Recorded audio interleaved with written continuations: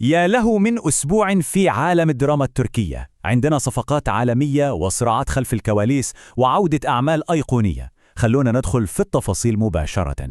يعني الأسبوع هذا الصناعة التركية فعلا تحت المجهر، صايرة تحولات كبيرة، مو بس على الشاشات العالمية، لا، حتى في كواليس الإنتاج والقرارات الحاسمة. طيب نبدأ بأهم خبر. الموضوع ما عاد بس عن الشاشات العربية. الدراما التركية الحين تتجه وبقوة لأوروبا وأمريكا وبشراكات ما شفناها من قبل.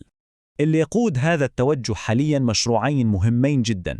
الأول فيلم مشترك بين تركيا والبرتغال عن قصة حب، والثاني وهذا المهم أول فيلم تركي ينعرض في صالات السينما الأمريكية.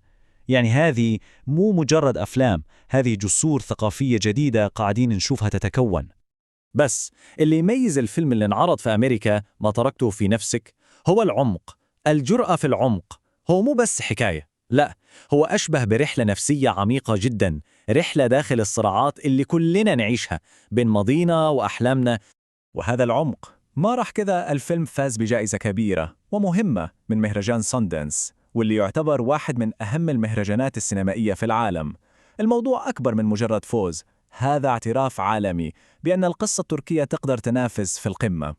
تمام، خلونا ننتقل من النجاحات العالمية لقصة غريبة ومثيرة صايرة في الداخل.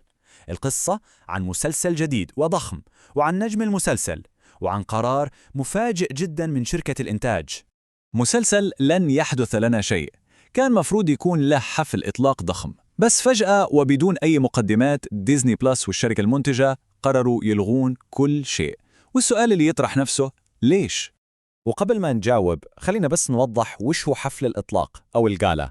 هو مو مجرد حفلة، لا، هو أهم أداة تسويقية. هو اللحظة اللي شركة الإنتاج تعلن فيها للعالم كله استعدوا في عمل ضخم جاي. يعني قرار إلغائه مستحيل يكون قرار سهل. القصة كلها محورها هو بطل المسلسل مارت رمضان ديمير. المشكلة إنه مو بس نجم هذا المسلسل، هو بعد بطل مسلسل تاني منافس تماما اسمه الشجاع ومن إنتاج شركة ثانية. وهنا الصورة توضح تماما. منطق الشركة كان بسيط وصارم. قالوا لو روجنا لنجمنا منكون قاعدين نروج لمسلسل منافس، فالأفضل نضحي بالحفل كله ولا نعطي دعاية مجانية لمنافسنا. يعني شوفوا كيف الحرب التجارية شرسة خلف الكواليس. ومن حروب المنصات نروح لساحة المعركة الكلاسيكية، التلفزيون. ليلة الأحد تحديدا المنافسة فيها على وشك تصير أشرس مع لاعب جديد داخل الملعب. المسلسل الجديد اللي هو القبيحة اختار يوم صعب جدا عشان يبدأ عرضه، يوم الأحد. يعني بيدخل في مواجهة مباشرة مع مسلسلات قوية زي المنظمة والطبيب، وفوق هذا كله في مسلسل تاني بيعرض حلقته الأخيرة بنفس الليلة. المهمة أبدا مو سهلة. طيب خلونا نشوف وش جاينا قريب.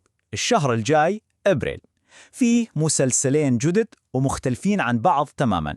في أبريل عندنا شيئين مختلفين جدا.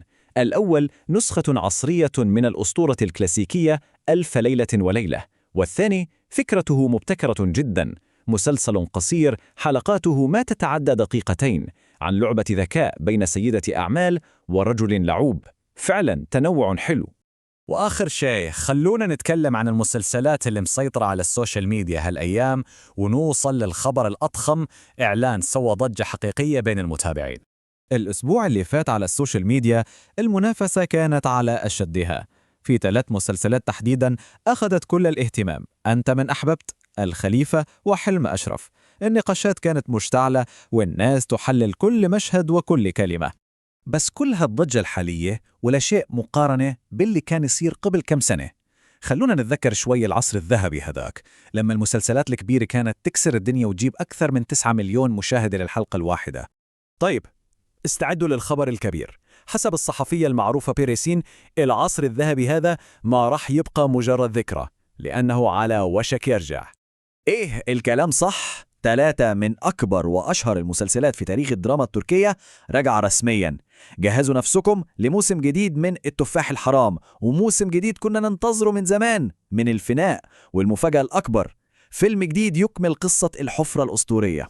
شوفوا، عودة هذه الأعمال الكلاسيكية مع بعض هي أكثر من مجرد خبر حلو للمتابعين، هي تخلينا نسأل سؤال مهم عن مستقبل الصناعة كلها. هل الدراما التركية قوتها في الحاضر ولا في استرجاع أمجاد الماضي؟ والسؤال الأهم الحين هو أي واحد من هذه الأعمال العائدة هو اللي الكل متحمس له أكثر شيء؟ السلام عليكم. لا تنسوا الاعجاب بالفيديو والاشتراك في القناة تشجيعا لنا لنستمر بنشر المزيد إن شاء الله.